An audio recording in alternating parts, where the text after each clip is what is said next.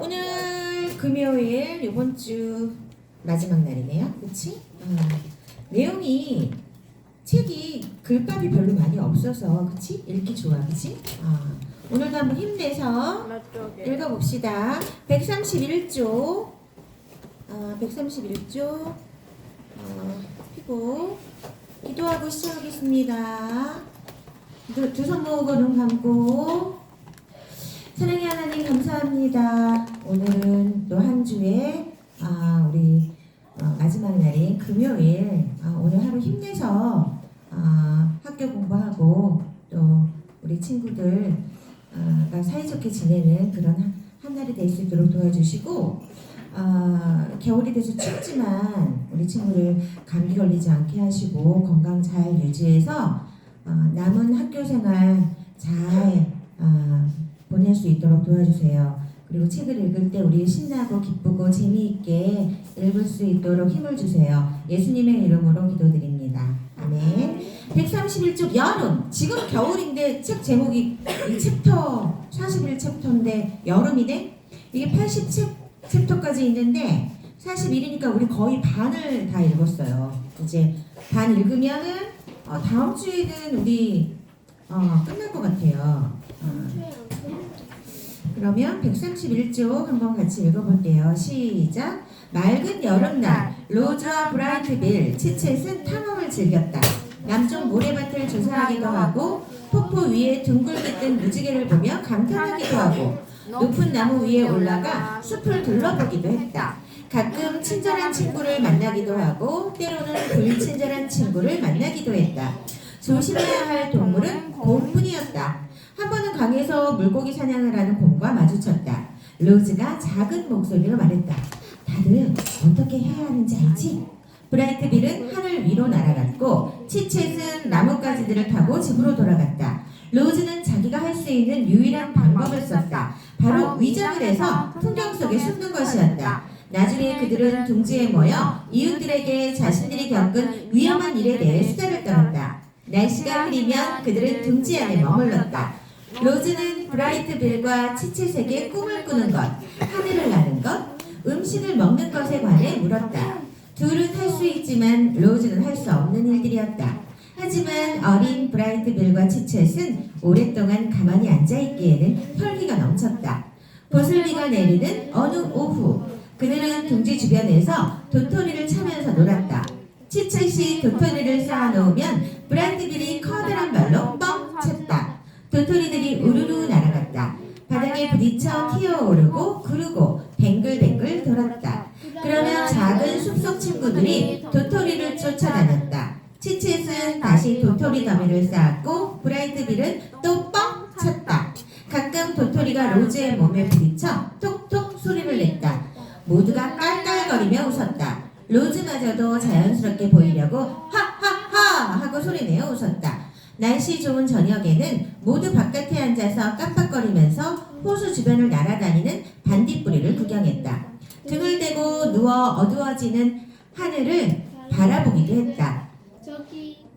저기 크고 동그란 게 달이야. 그리고 저기 작은 불빛은 별이라고 해. 한 번은 별이 몇 개나 있나 세어봤어. 그런데 나는 10가지밖에 못 세거든. 그래서 10가지 세고 또 세었어. 별이 얼마나 많은지 잘 모르지만 10개보다 많다는 건 알아. 치쳇이 말했다. 저기 보이는 불빛들이 모두 별은 아니란다. 몇몇은 행성이야. 로즈가 말했다. 행성이 뭐예요? 치쳇이 물었다. 행성은 붙박이별 주위를 도는 별 무리로 천체의 일부란다. 전체가 뭐예요? 외계에 존재하는 물체들이지. 외계가 뭐예요? 외계란 우리 행성의 대기 바깥에 있는 우주 공간이야. 우주는 뭔데요? 우주는 세상 모든 것과 모든 장소를 포함하는 곳이야. 그럼 우리 섬이 우주예요? 그들 중 누구도 우주를 제대로 이해하지 못했다. 로즈마저도. 로즈의 컴퓨터에는 단지 지식이 많을 뿐이다. 로즈는 지구와 태양, 달과 행성, 그리고 몇몇 붙박이 별인 항성에 관해 얘기할 수 있었지만 그뿐이었다. 밤하늘에는 밝은 별, 희미한 별, 깜빡이는 별 등 수많은 별이 가득했지만 그것들을 정확히 구별할 수는 없었다. 로즈는 천문학을 잘하도록 설계된 것은 아닌 게 분명했다. 흐린 여름날 로즈와 블라이트빌은 단둘이서 웅크리고 앉아 지붕에 떨어지는 빗소리를 듣곤 했다. 로즈는 성가셨던 솔방울 얘기, 끔찍했던 폭풍우 얘기, 위장술이 뛰어난 곤충 얘기 등을 했지만 빗소리를 들으며 졸던 블라이트빌은 엄마의 이야기가 끝나기 전에 잠이 들곤 했다. 135쪽 이상한 가족 시작. 찌는 듯 무더운 오후였다. 더위 때문에 모두 기분이 좋지 않았다. 로즈는 그늘에 서서 물 위에 떠있는 아기를 지켜보고 있었다. 갑자기 다른 새끼 기러기들이 웃음을 터뜨리며 블라이트빌을 놀렸다. 블라이트빌은 서둘러 집으로 향했다. 몹시 화난 얼굴이었다. 마당을 저벅저벅 걸어 들어오더니 엄마를 휙 지나쳐갔다. 브라이트빌 무슨 일이니? 아들을 따라 둥지로 들어서며 로즈가 물었다. 아무것도 아니에요. 혼자 있게 해주세요. 브라이트빌이 소리쳤다. 무슨 일인지 얘기해보렴. 말하고 싶지 않아요. 내가 도울 수도 있잖아. 엄마, 애들이 절 놀려요. 애들이 뭐라고 하든? 엄마는 괴물이라고 하고 저보고는 괴물의 아들이라고 놀려요. 엄마가 괴물이 아니란 걸 알려야겠구나. 엄마가 얘기할까? 안 돼요. 그러지 마세요. 그러면 더 놀릴 거예요. 로봇은 아들 옆에 앉았다. 전 엄마가 로봇인 걸 알아요. 하지만 로봇이 뭔지 잘 모르겠어요. 로봇은 기계란다. 나는 태어난 게 아니라 만들어졌어. 누가 만들었는데요? 나도 몰라. 만들어질 때의 기억은 없으니까. 내 첫 번째 기억은 이 섬 북쪽 바닷가에서 깨어났던 순간이야. 그때는 지금보다 더 작았어요? 어린 기러기가 물었다. 아니, 내 몸집은 그대로란다. 로즈는 자신의 낡은 몸을 내려다보았다. 물론 그때는 저 호수의 수면처럼 반짝거렸지. 나무 기둥보다 더 꼿꼿하게 서 있었고 말투도 달랐단다. 몸이 자라지는 않았지만 많이 바뀌었어. 로봇은 아들에게 설명해주고 싶었지만 자신에 대해 아는 것이 별로 없었다. 어떻게 바위가 많은 바닷가에서 깨어나게 되었는지도 몰랐다. 아는 것도 있지만 모르는 것도 많은 자신의 컴퓨터 뇌가 어떻게 작동하는지도 몰랐다. 브라이트빌의 질문에 대답하려고 할수록 혼란스러움만 커졌다. 엄마가 살아있지 않다는 게 무슨 뜻이에요? 브라이트빌이 물었다. 맞는 말이야. 엄마는 동물이 아니거든. 숨을 쉬거나 음식을 먹지 않아서 살아있다고 할 수 없단다. 하지만 엄마는 움직이고 생각하고 말도 해요. 이건 분명 살아있다는 증거예요. 어린 기러기에게 컴퓨터 뇌나 배터리 같은 기술적인 개념을 이해시키는 건 쉽지 않았다. 섬이나 숲, 부모 같은 자연스러운 개념을 이해시키는 게 훨씬 쉬웠다. 부모, 이 단어가 브라이트빌의 마음을 어지럽혔다. 엄마는 제 친엄마가 아니죠? 그렇죠?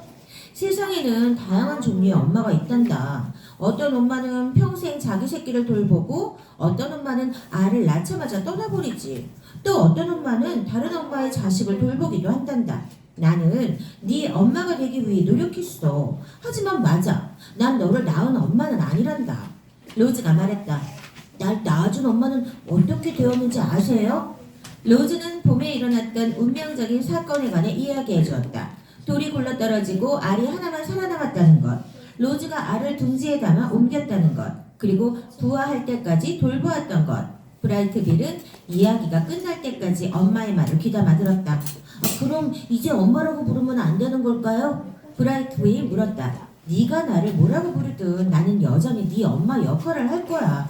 그럼 계속 엄마라고 부를게요. 그럼 나도 널 계속 아들이라고 부를게. 우리는 이상한 가족이에요. 그렇지만 이런 식도 좋은 것 같아요. 브라이트빌이 웃으며 말했다. 나도. 로즈가 말했다. 둘이 뭐 하는 거예요? 네. 139쪽. 둘이 쌍둥이 같은 애들이 머리로 지금 뽀뽀를 했어. 두 머리가. 139쪽. 날아오른 어린 기러기. 책 읽자. 책 읽으러 왔으니까. 의준아, 하루야. 가자. 시작. 엄마가 로봇이라면 분명 힘든 점이 있을 것이다. 브라이트빌에게 가장 힘든 것은 로즈를 둘러싼 미스터리였다. 엄마는 어디에서 왔을까? 로봇이 된다는 건 어떤 걸까? 엄마가 언제까지나 내 옆에 있어줄까? 이런 질문이 어린 기러기의 마음속에 가득할수록 엄마에 대한 사랑과 혼란과 분노가 뒤섞였다. 독자 여러분도 이런 기분을 이해할 것이다. 로즈는 그런 브라이트빌의 상태를 눈치채고 브라이트빌과 대화를 많이 하려고 노력했다. 가족이란 뭔지, 또 기러기와 로봇은 뭔지. 섬에 또 다른 로봇이 있어요? 정원 앞에서 브라이트빌이 물었다. 평소에는 엄마 옆에 앉아 있곤 했는데 지금은 엄마와 마주보고 섰다. 응, 다른 로봇들도 있어.